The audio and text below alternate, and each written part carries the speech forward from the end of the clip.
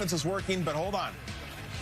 This absolutely sucks. No one in the world wants this. I don't even like watching it. Heartbreaking. I hate that we're showing this replay. Kittle goes down. He's got a torn Achilles. He's out. He's done for the season. He's got some questions to answer about his future. I just feel so bad for George.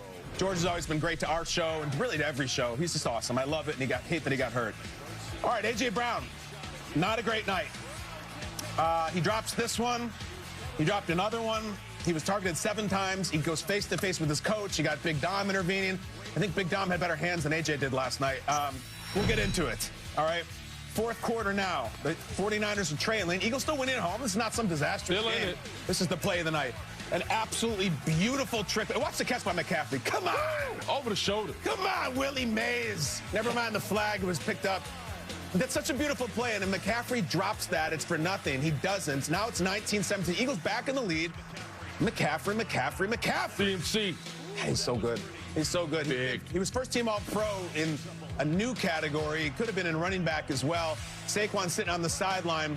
Brock Purdy looking, stepping up. McCaffrey again. Huge. McCaffrey again. They take the lead. So they set the stage for the storyline of the year for Philadelphia. You're down, you're home, it's playoffs. The offense needs to have a season-saving drive. They work their way down the field, but on a 4th and 11, with the season on the line, Jalen Hurts, there's about 6 defensive areas. He goes to Goddard. The season is over. There is no title repeat. The Super Bowl champs lose on the wild card round, and more importantly, the Niners just keep winning. It doesn't matter who gets hurt. It doesn't matter who they play. Find a way. It's an astonishing team, Willie. They find a way. Robert Saleh finds a way.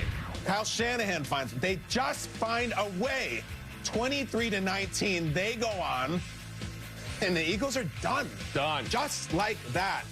Let's hear from the quarterbacks, Jalen Hurts and Brock Purdy, wearing the most Brock Purdy shirt of all time. You know, for us to come in here and just do whatever it takes, man. Obviously, wish you could play a little bit better in certain areas and in certain situations, but at the end of the day, it's a fourth quarter game, and you got to go score for the season and for your team, and then obviously for the defense to go down and get a stop like that, man, was huge. So it's a team effort, it really is, and it's just cool for everybody across the board to be able to have this kind of win and celebrate together with all the stuff that we've been through, and obviously we're excited for next week too. Well, one, I'd like to give my respects to the 49ers, how they came out and played. They made plays when they needed to. The coaches coach well. At the end of the day, we didn't make the plays when we needed to make them, and that's something that we're all looking in internally first. Can I interest Brock Purdy in a shirt bedazzler? It takes a button down and it makes it fancy. It makes it like a playoff press conference shirt, all right? Brock Purdy, we'll sidebar about that. Manti, 49ers, Eagles, San Francisco went into town in Philadelphia, and they knocked him off. But what was the biggest key for you in this one? Jamie, he does have a bedazzler. It's number 23, Christian McCaffrey. That's the guy that makes everything shiny, everything bright. When you look at the San Francisco 49ers offense, guys, they turned the NFL into a Little League football team. Like, Christian McCaffrey is that one kid on the flag football team that you're like, whatever we got to do, give the ball to Christian McCaffrey. There's a route that he ran on Kobe Dean. There's a reason why I have this football out, and I'll show you when I'm back on screen.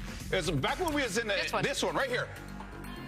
That's not a route, guys. That's a route that you run in the backyard when you have this thing called a football, and your uncle says, come over here, this is the route you're going to run. And he uses this little line right here. He says, okay, I want you to go like this, then you're going to run here, then you're going to run this way, and then I'm going to throw you the ball. That's what I felt like I was watching when I was watching this game last night with Christian McCaffrey, doing everything. He ran a screen where he started to the left, across the center, then he went back to the right and caught the screen and went for like 15 yards. Like this, it was beautiful the way that Kyle Shanahan has used his bedazzler. You see how I like Very good. He's a little bedazzler. He makes everything look pretty. He makes everything look beautiful, and he reminds me of Josh Allen. He really does. There's nothing you can do to stop the man. There's no coverage. There's no person. You can put a safety on him, linebacker on him, corner on him. He's going to beat him. So Christian McCaffrey, Willie, the bedazzler, one of the best to ever do it.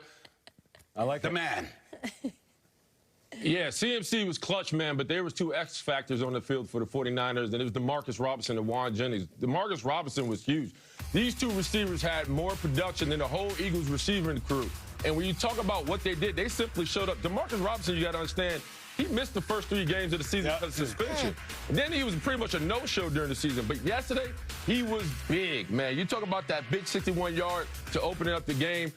Purdy dropped it right to him in the middle of the field. Damn near as a goes yard. And then you talk about for the rest of the game, man, he was clutch. Once again, 6 receptions for 111 yards and a touchdown. Juan Jennings, man, I love his emotional leadership. He reminds me a lot of Hines Ward. Just scrappy, tough, loves the position, plays hard. These 2 gentlemen right here showed up and was a big factor for the 49ers. Can't say enough about the effort. I say it all the time. One thing that doesn't show up on the stat sheet, and that's heart. These dudes play with all heart, all fight. They had a duct tape defense. They went into Philly and got the job done. Congrats to the 49ers, KB. Yeah, listen, Juwan Jennings, Hines Ward is a huge compliment. And Juwan's one of those guys, he'll hit you, too. Like, you're looking. Just right in the mouth, too. Just, like, huge respect for the Kyle Shanahan 49ers. Unbelievably cool that they keep doing this on the road, the way that they're doing it. The Kittle thing is just, at some point, don't you get demoralized? Never mind even just the X's and O's. Like, doesn't it kill your spirit? Apparently it doesn't. I'm at this point worried that at some point Kyle Shanahan himself is going to get injured in a game, and he'll just do it and like from a stool or something. Like Don Shula used to coach in a golf cart. Fine. And he'll keep coaching through it. However, listen, candidly, I did pick the Eagles to win this game, and I thought that they would. Until the Niners scored the go-ahead touchdown at the end of the game, and we had to look to the Philadelphia offense to go down the field and score a game-winning touchdown, and I did not think that they would, because I think most of the Eagles fans didn't think that they would. I even fear some of the Eagles players didn't think that they would. There's this feeling with the Eagles offense about they were exactly who we thought they were and who we feared they were, and when they get to the playoffs, I heard this a few times, they'll flip the switch. Jalen's been there. They'll flip. They didn't flip squat. They didn't do any of that. It didn't come out and be special late. It wasn't going to be special late. It just was never right. And when the Eagles defense didn't bail you out, I mean, they did. They had a couple interceptions and everything, but they gave up the go-ahead. I mean, this play had no chance. This is no chance. It's a bad play. No chance. And this is coming off a weekend of, like, we've seen all these miracles, and we've seen the Panthers battle back, and the Rams and the Bears, and, like, I just didn't think this was going to happen. This is the one you went out on. It's like, it was like one of those plays where it's like, I'm throwing to Goddard no matter what. I love Dallas, and I'm throwing to him. And I would just say this is not the end of us talking about the Eagles. We're not going to put them aside, given the night that A.J. had, the reputation that A.J. has with Sirianni. And also, if you have coordinator issues, if you have head coach issues, this is not the year to have those. There are some show ponies out there who are looking for jobs, and I'm not talking about just the coordinators. I'm talking about the big job. And if you're a Super Bowl champ who loses at home to a wild card team who is just dropping on the floor and getting injured every single week, there's answers that you need to come up with, and I don't know if they have them. They certainly didn't have them on offense. It's the late Dennis Green. The Eagles' offense is who we thought they were, and they didn't flip the switch. They just fell on their faces at the end of the game. Well, KB, you hit it on the head in regards to the Eagles' offense and going against that defense, and I thought it was a huge change, the 49ers' defense and their performance, and I couldn't help but watch that last play and see who broke that up. That's Eric Kendricks, if anybody doesn't know. So Eric Kendricks is one of the best linebackers to play for the Minnesota Vikings. He's very cerebral. They brought him off the couch a couple weeks ago.